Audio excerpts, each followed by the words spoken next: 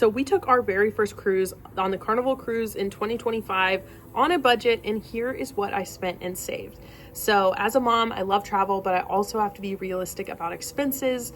I used to think that cruises were more of a luxury, trip, but then I realized it's actually a very affordable way to travel, especially as a family. So if you have ever dreamed about going on a cruise and you're worried that it's too expensive, I'm here to tell you that it's not.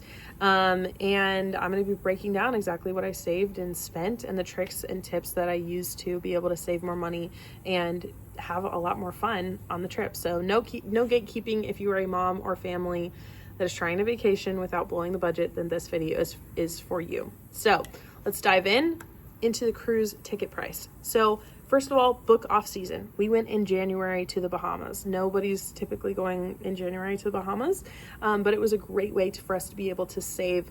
I mean, we probably paid a fraction, like a 1/4 or 1/3 of what people normally pay by going in peak season.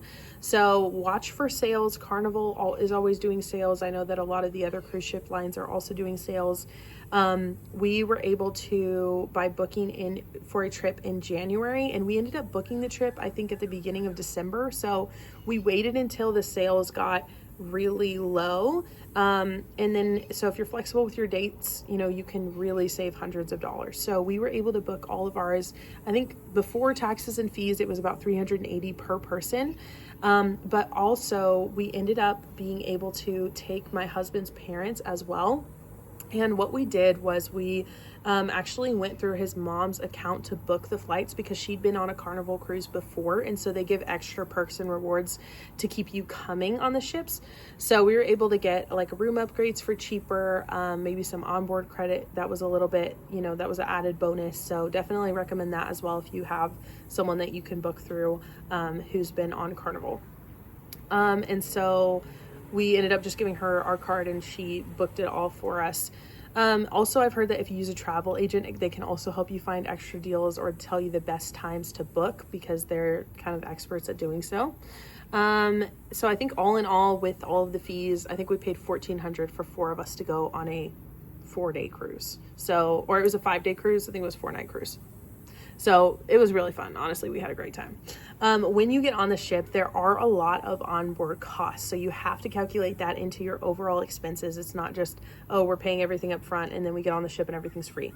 No way, Jose. There is a lot to pay for on the ship when you get on there, but there's also a lot that's free. So you can definitely make it just paying just paying the ticket costs to get on the ship and then not buying any upgrades, but it's kind of fun to be able to do some of those upgrades. So number one, that if you are someone who drinks, they do offer like a drink package.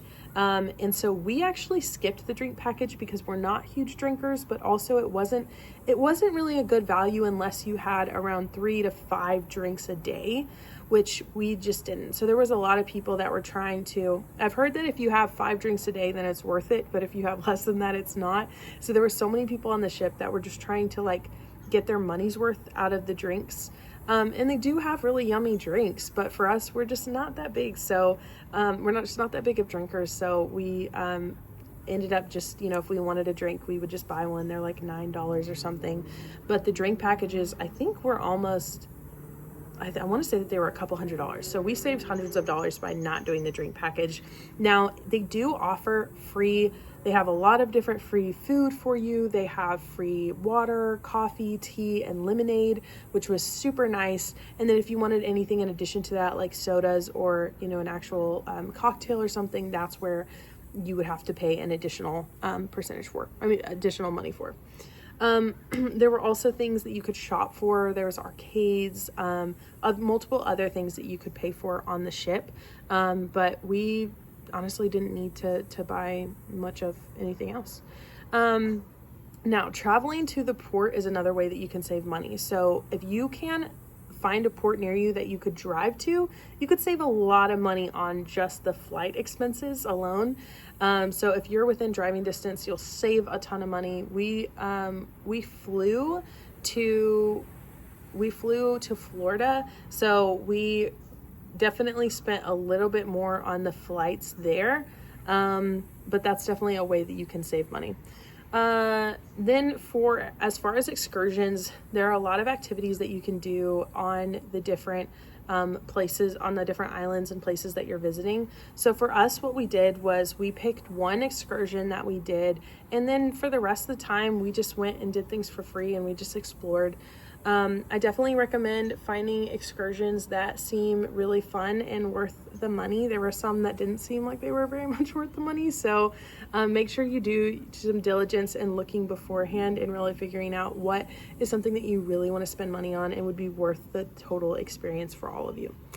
Now there are some hidden costs that when booking a cruise you kind of don't really think of, like gratuities, Wi-Fi. Wi-Fi was something that we did get on the ship and we were like, oh man, we didn't realize that we needed to get Wi-Fi. So then we purchased a Wi-Fi plan. It was $6 a day per person.